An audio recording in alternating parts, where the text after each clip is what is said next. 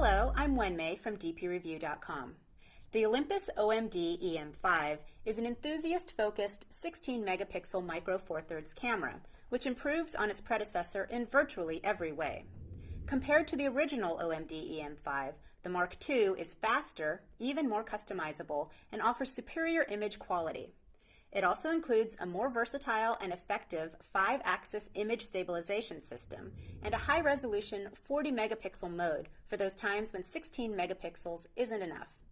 Just be aware that the 40-megapixel mode, which actually yields 64-megapixel images in RAW, requires a tripod, and any movement in the scene will result in visible artifacts. The OMD E-M5 II sits below the E-M1 in Olympus's Micro Four Thirds lineup and lacks the hybrid AF system of the flagship, but autofocus performance is still remarkably effective, even when faced with moving subjects.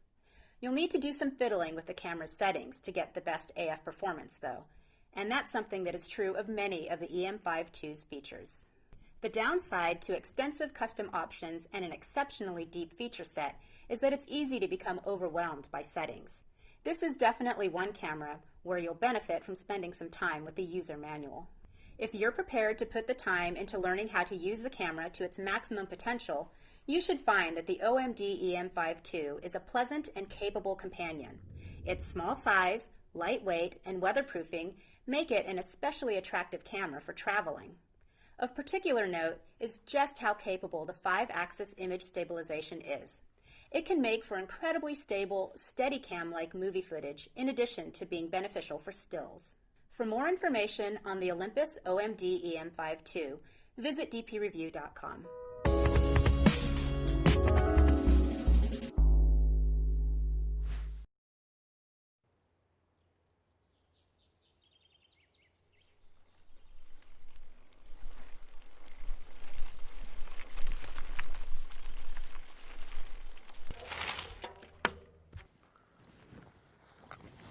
Hi, I'm Richard from DP Review, and this is the Olympus OMD E-M5 II.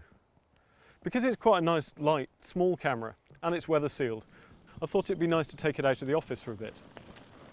On paper, it sounds a lot like its predecessor.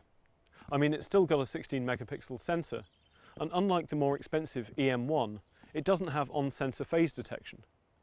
But don't let that fool you into thinking that nothing's been changed.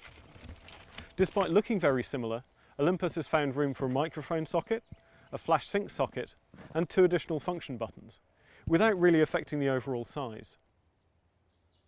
The first thing you really notice when you pick up the camera is the new viewfinder. It's now a 2.36 million dot LCD. It's much higher in resolution and much nicer to work with. The rear screen is also now an LCD, and the resolution of that's been increased too. The camera's big party trick is its 40 megapixel high resolution mode. It's a multi-shot mode that takes 8 exposures and combines them into one high-resolution image. Of course, because it's a multi-shot mode, it doesn't really cope very well with movement, so it's really best in studio and landscape situations. Among the other changes to this camera, Olympus has spent a lot of time on the movie features, and it can now shoot 1080p footage at 77 megabits per second. The camera also has a flip-out screen, a microphone socket, and focus peaking, all of which help support you when you're trying to capture footage. But the thing that's really impressed us is the 5-axis image stabilization. It too's been upgraded compared to the previous models. It's now rated as 5 stops, according to CEPA standard testing. That's around a 1-stop improvement over its predecessor. Just what does 5 stops look like in the real world? Well, with the exception of me talking to you now, most of the shots in this video were taken using the camera handheld. The final thing that stands out to me is just how solid the new E-M5 II feels. The original model featured metal construction, but this has a real dense solidity to it that makes me feel a lot more confident bringing it out here.